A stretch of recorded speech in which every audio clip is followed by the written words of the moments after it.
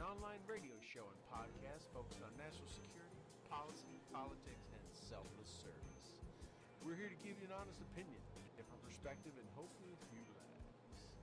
We do this by not only interviewing guests, but also sharing our own perspectives and asking you, the listener, to interact with us on our chat room, via our Facebook page, and of course, on Twitter. Keep it funky.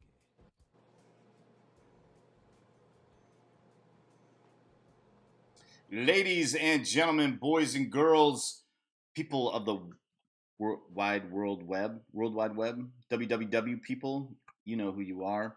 The nun here, the stew is not here because he's, most likely having a really good time with his family, a really good excuse to leave me all alone with all the tech stuff. So if you bear with me tonight, as always, it's going to be a couple of grunts working through this.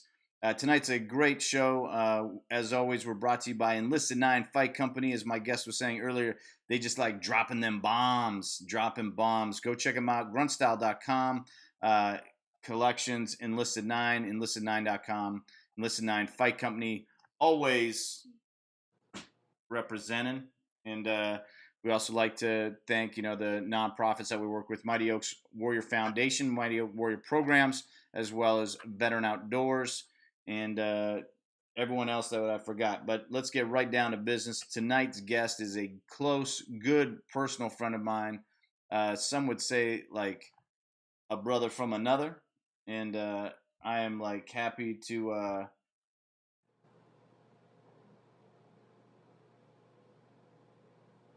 have him on the show. And his name is Rusty Brooks, and he is a Marine Corps infantryman that lived La Vida Loca, and he's when I say live La Vida Loca, I mean he's done it all, right? He's worked overseas. He worked with 1-7 Marines in the State Platoon, which most people commonly know as the Scout Sniper Section. And he then came back, worked in a lot of different jobs, ended up getting injured, losing part of his leg. He's a single leg amputee, and now he is out there doing God's work, doing great things, inspiring people, leading people. And brother, welcome to the show. How's it going, brother? Good, man. I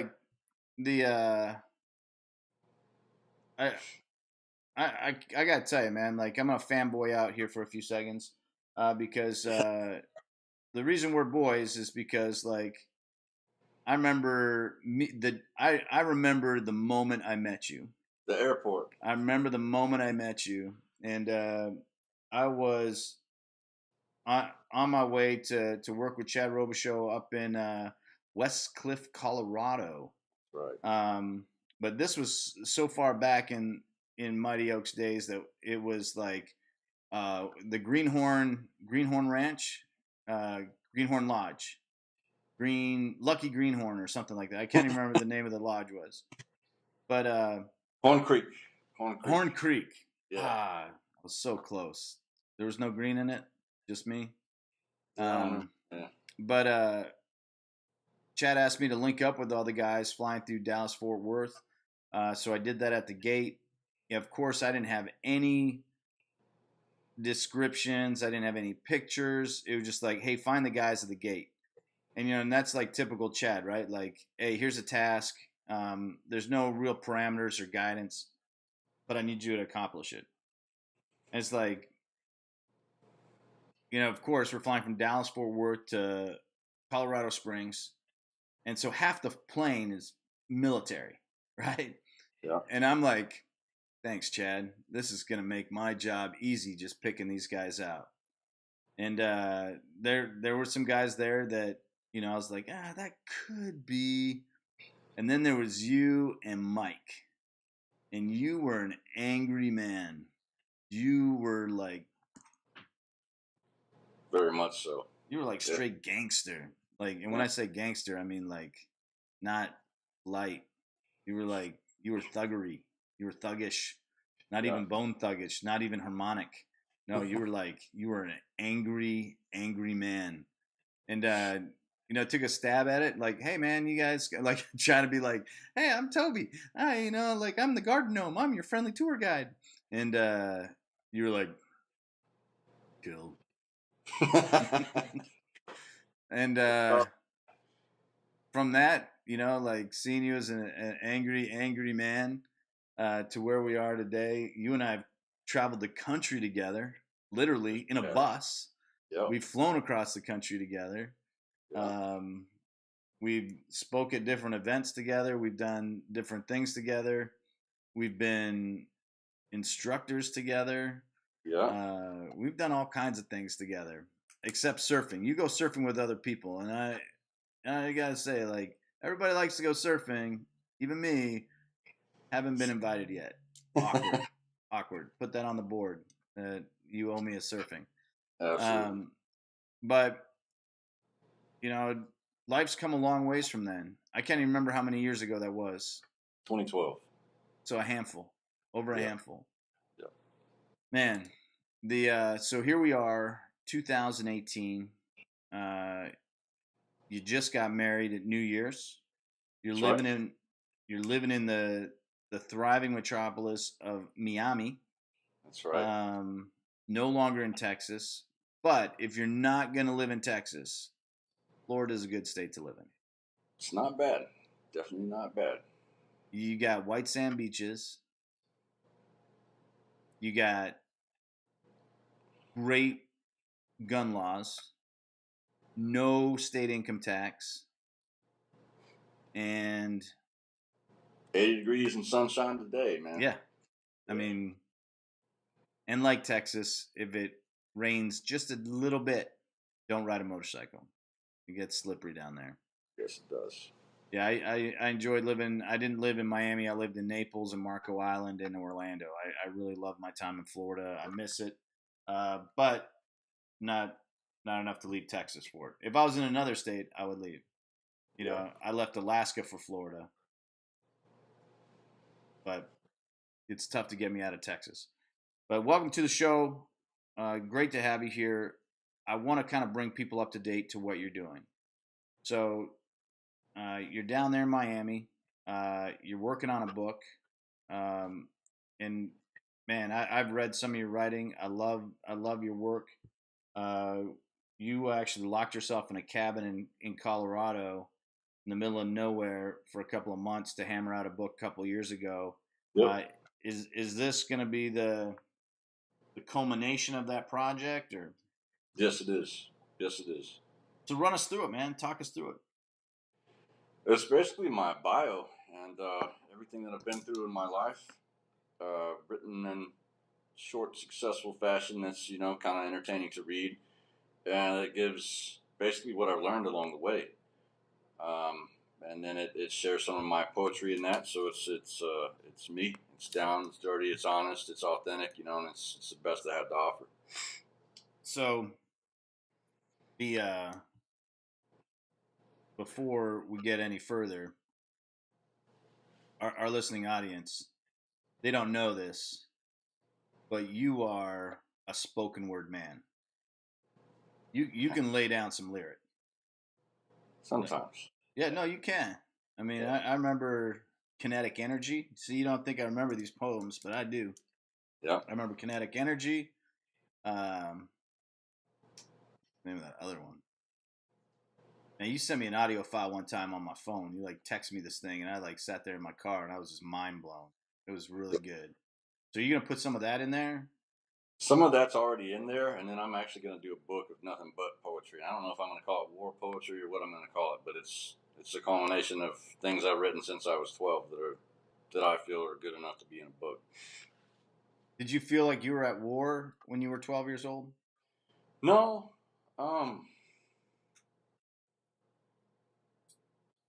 Maybe I did, I had to grow up away from home because I had a problem with bullies when I was a kid. I liked to beat them up because they like to pick on, other kids, and I was the one that would seek them out. And I got expelled a lot for that.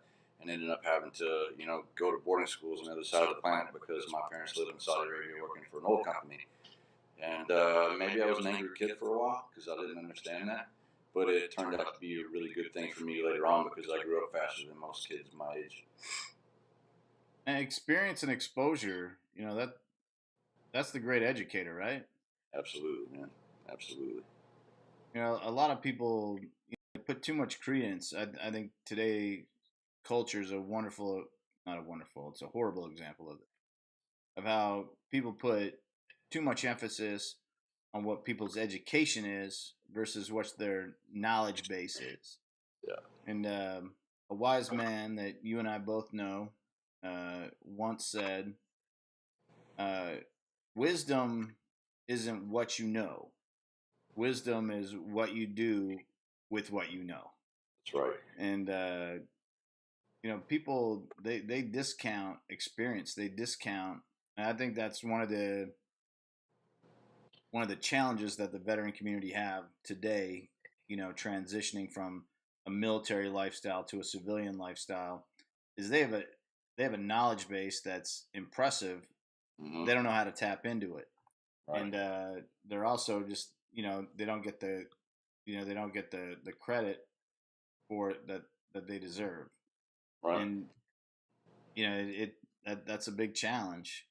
But you grew up hard, you grew up fast. How old were you when you joined the Corps? I was 17 when I joined. I was still in high school. I wasn't making the best decisions when I was in high school. Kind of a wild kid. And a recruiter called me and asked me if I thought about my future, and I kind of laughed. I was like, yeah, actually, I've been planning to do this since I was 8 years old, so I'm going to make it real easy for you. I'll be there tomorrow. And I showed up and filled out all the stuff I had to do, went to MEPS, and that was it. I signed up, swore in when I was 17 before I was even done with high school.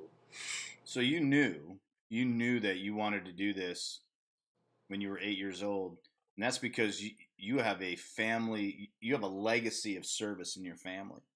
I do. My grandfather was a machine gunner in World War II in the Marine Corps, and he used to sit out on the back porch and get really drunk and talk about the war. And it wasn't nothing to sit down on a dead Jap and eat a meal and stuff like that. And I idolized the guy as a superhero. I was like, wow, I want to be tough like that.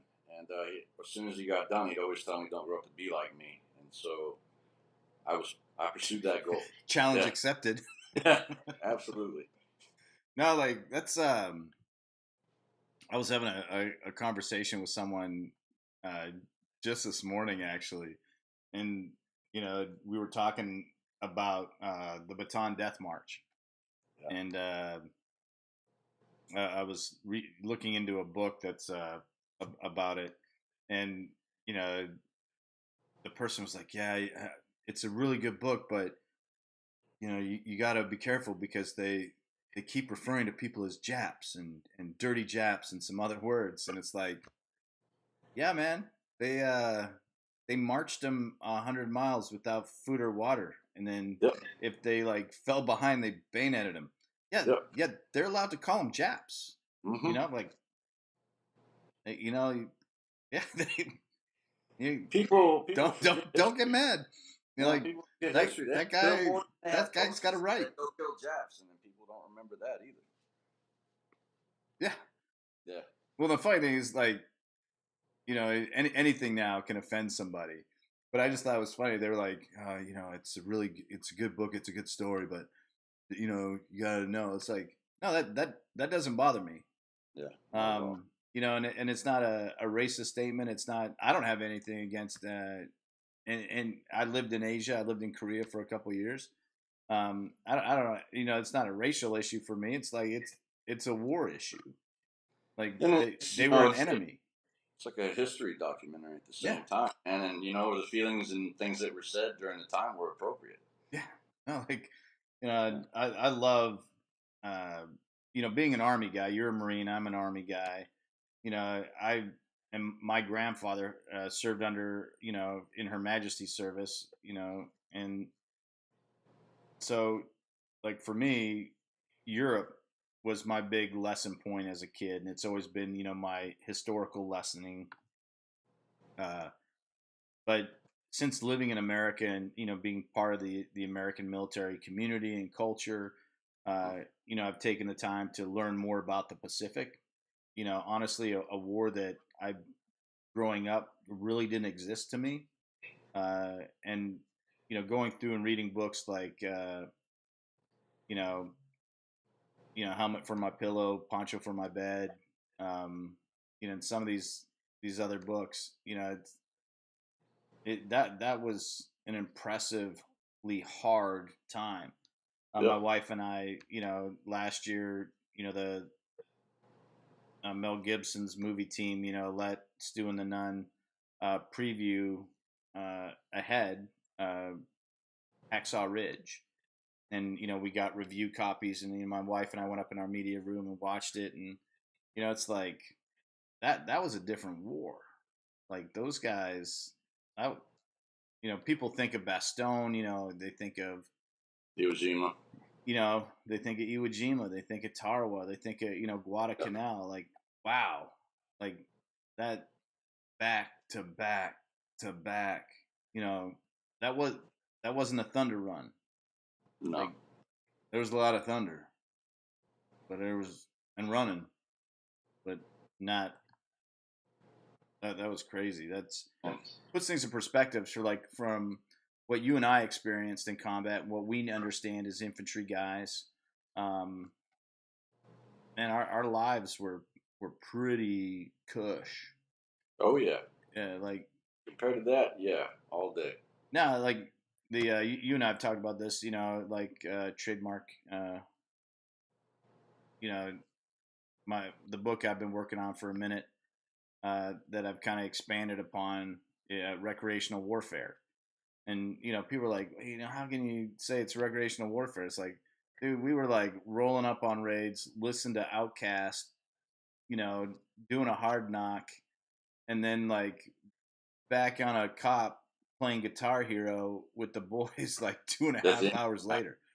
Yeah. Like, there's that scene in Black Hawk Down where they're working on that game board, and the pilots, are playing Scrabble, and it's taken them like 2 weeks to play this game of Scrabble. Like, no, we didn't. It didn't take us 2 weeks to play a game of Scrabble. Yeah. We knocked that stuff out because Yeah, we did. Yeah, it was. We had a race car game we played in shifts, man. There'd be a team going out, a team coming back in, and that thing played for at least 72 hours. We beat the game and had all the cars. Was that like some kind of like Fast and Furious thing, or I don't know if it was Need for Speed? What the name of that game was, man. But about 3 days we played that thing nonstop. So you came back, and like a lot of young Marines, like a lot of young soldiers, you needed challenge, you needed stimulation, you needed a lot of like you didn't know what you needed, but one thing you didn't need was moderation. You and I both are cycle enthusiasts. You got yourself a bike. You got after it on the bike for a bit, right? Yep. Did some riding. Did some traveling. Looking. Trying to keep that edge. Do you feel now that edge is gone? No, not at all. What are you doing now to like? Do you have a different like mechanism? Like you have a replacement therapy? Like what is it that you're doing to process and to kind of keep the wings level now?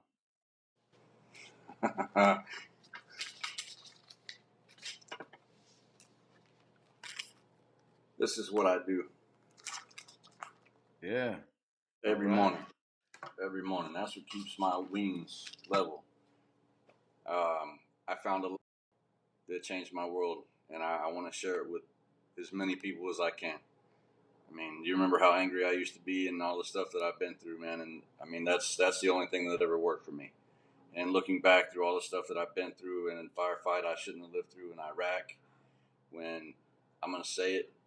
Jesus Christ kept me alive, and then saved me through the car crash when I lost my leg, and a lot of other stuff when I went through drinking alcohol and being an alcoholic and being a really angry person. Saved the relationship with my father, completely turned my life around, and replaced a not good wife who left me when I was in Iraq with an angel that I'm married to now.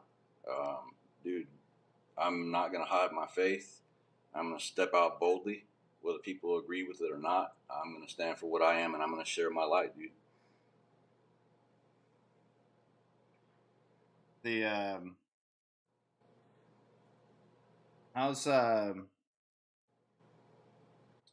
was the transition for you once you kind of changed your life? Like, was it? How did it affect friendships? How did it affect your home? Did obviously your home life now is a direct reflection of your decisions.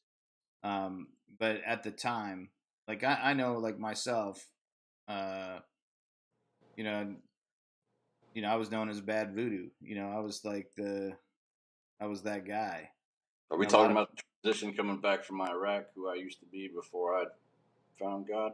yeah, and then now people like, oh, like Yeah. Rusty's different. Let me tell you this. I'll explain it like this. When one of my buddies from my platoon found out that I found God, he was like, "Brooksy, dude, I didn't even know you had a soul." I turned into a pretty evil person while I was overseas, and I came home a pretty evil person, and I was very selfish and didn't care about anyone around me. That's why I got a job as a bouncer and a bartender, so that I could dump people on their skull and drink as much as I wanted to, and try to fill that emptiness in my heart with whoever I ran into. Hey, hold on, Rusty. I just want to make sure. Like, I'm getting a little about uh, some technical stuff real fast. Okay. Sure. The on Facebook apparently, and if you're listening, confirm in the chats. Do y'all not see Rusty on Facebook? I just want to make sure, like, online. Everybody, this is why Toby's Bush League and needs help. You're good, brother. Yeah. I'm hearing that we're streaming. And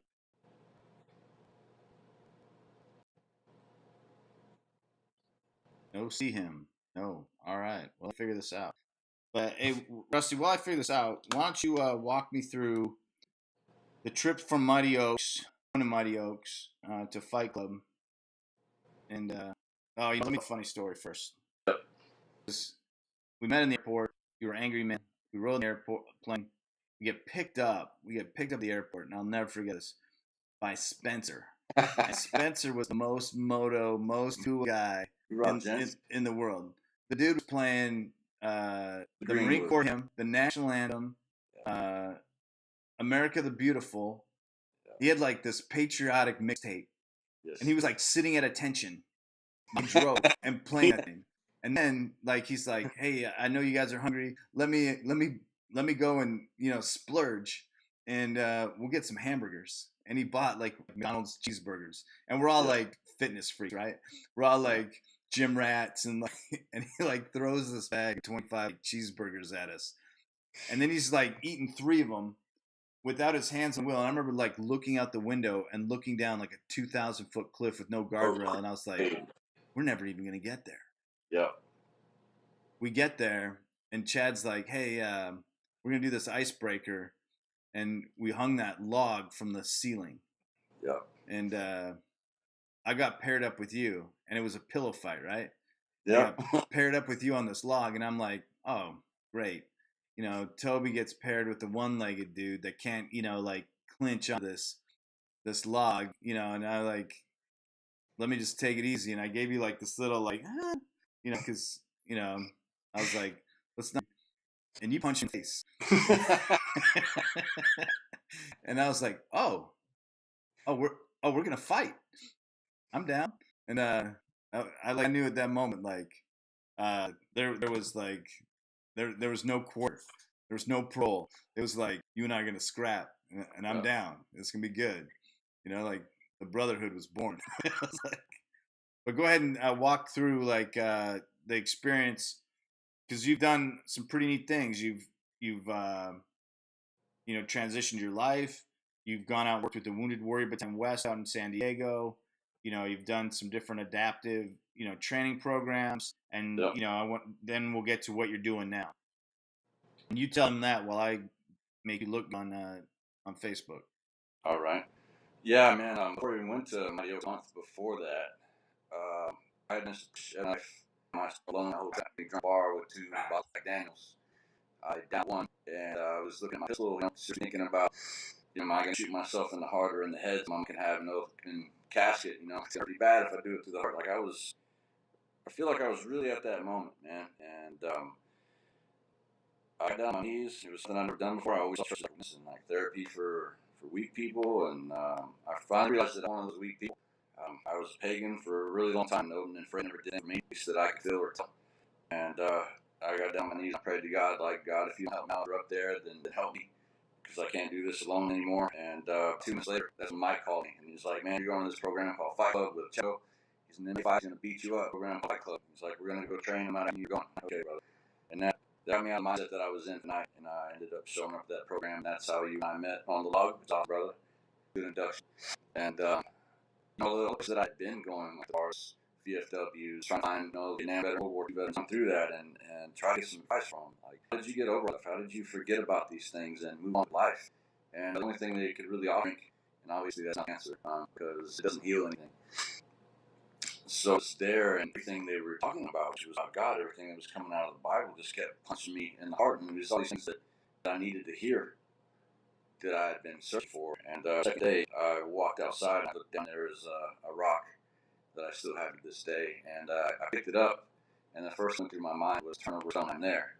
And I was like, wow, I know, that's not my thought. And I looked up in the sky, and it's Colorado, so I mean, you can see every star in existence from 9,000 feet up there. And I was like, okay, I'm listening. And the next day I gave my life to it, and it was a huge change for me, huge change.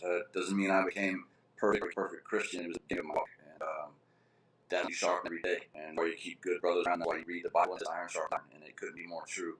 The show me your friends, and I'll show you your future. The guys you choose to hang out with, and yeah, that's a Brad Herring book. So good, that one's for you, brother. You gotta put people in your life that are for you, not people that are bad for you. See, you have people who you hang out with, what you listen to, what you watch, what you read. You're like a container. What you fill yourself up with is what's going to come out of you. So you decide what kind of life you're going to have every day just by what you put in your mind. And your words are more powerful than think. If you stand around the day and curse yourself like, I'm not good at this, I'm not good at that, well, you're right, you're not. Those words have power, and that's in the book too, man. And I find nothing but truth in it. And since I've been to Jerusalem and I've walked the path of Jesus through God's army, an organization from another brother that we met. Joey, yeah. Joey Lawrence, man, got me out there. And, dude, I'm on fire for God. And all I want is more truth and more from God. And when you have the light, just want to share. So I'm trying to. If you're watching on Facebook, you're live now. You're not seeing Rusty. Else Facebook. I'm gonna stop the Facebook feed and restart it. Hopefully we get Rusty in here on it. So if you're on Facebook and just join the broadcast, all right, Rusty, continue on. Good to go. For everyone else, hold on, my partners. What choice? Let me add this up, man. I wasn't doing physical activities up until I gave my life to the Lord. I held what the doctor told me to hold gravity. See, after the wreck, I was in the hospital after having my leg aid and all that. They told me that I would never walk limp. I'd never live an active lifestyle, and I'd never be able to use the hand. And I said, you don't know me. And I went really long way, a lot of stuff I was really active, but I had never tried to do things I would have done if I still had my leg out of myself. Had that really known. After I gave my life to the Lord, I decided, no, it's not about me, it's about what He can do through me. It's not about what I say, it's what He says through me. It's not about it's about what He does to me. And once I really grasp the concept, man, I've been able to do some amazing things that I never thought I would be able to do. One day, I've been able to run a whole bunch of obstacle course races. I'm getting legs. I can walk at a real fast pace, but I can typically outpace most people. You came down a mountain one time, cut me off. Like, how's this dude beating me down this hill? He like eventually me. I like had to start running. I was like, this ain't right. Yeah, yeah, you know. But I've been skydiving. You know, I learned how to sail recently. I've been surfing. I mean, the list just goes on and on. I've been horseback riding. I used to ride a horse when I was a kid, not a whole lot, but I could get on a horse and ride around. Like when I went to boarding school when I was younger, I had a horse I had to take care of, and I rode pretty good. But I wondered after losing my leg if I could really ride like I used to. Is my leg going to get stuck? My balls are going to drag me and I die trying to ride a horse. And so when I was out in California, kind of took one of their horses for a spin. And I apologize for that. They were a little upset because, you know, I could have gotten the whole group hurt. But I just had to know if I could do it. And so, yeah, man, just the way God has worked in my life and how much of a happier person I am. I want to share that with as many people as I can. You know, no matter how bad it looks or it seems like it's over, it's not over. You feel like you're alone, but you're not alone.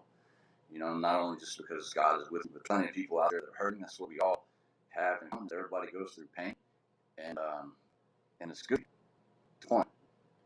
But there's a huge network of brothers that can support you and be with you. Iron sharpens iron, man. Yeah, hey, hold on one sec. Yeah, no worries, brother. Oh.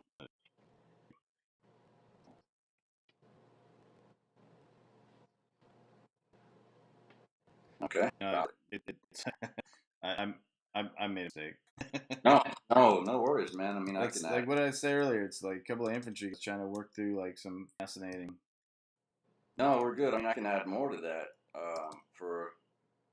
I was married to a person who wasn't good for me, who ended up getting pregnant with my neighbor while I was in Iraq, and I ended up going through a lot of bad relationships after that. And because I didn't really know I didn't love myself, so I didn't love anyone else, and I had given up on the idea that there was anyone out there that I could trust wholeheartedly. Again, so for 13 years, and I changed my heart, man, from a heart of stone to a heart of flesh, and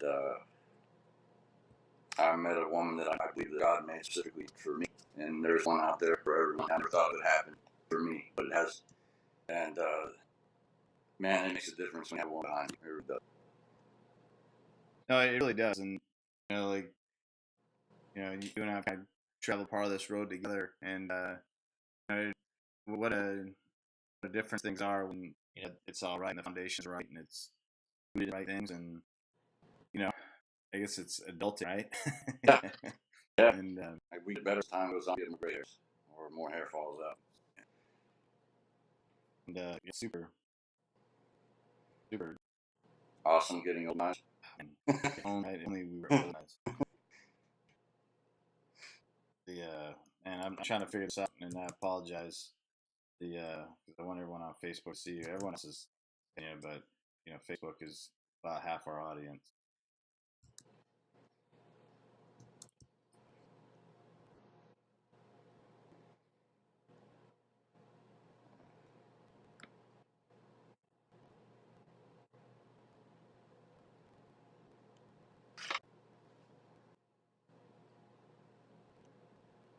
Long pause. Okay. Yeah, no, I'm trying to be on. Let me just add some stuff. Yeah, come on, let's talk. I got a couple of questions too, so. Yeah, go ahead and send me questions. Yeah.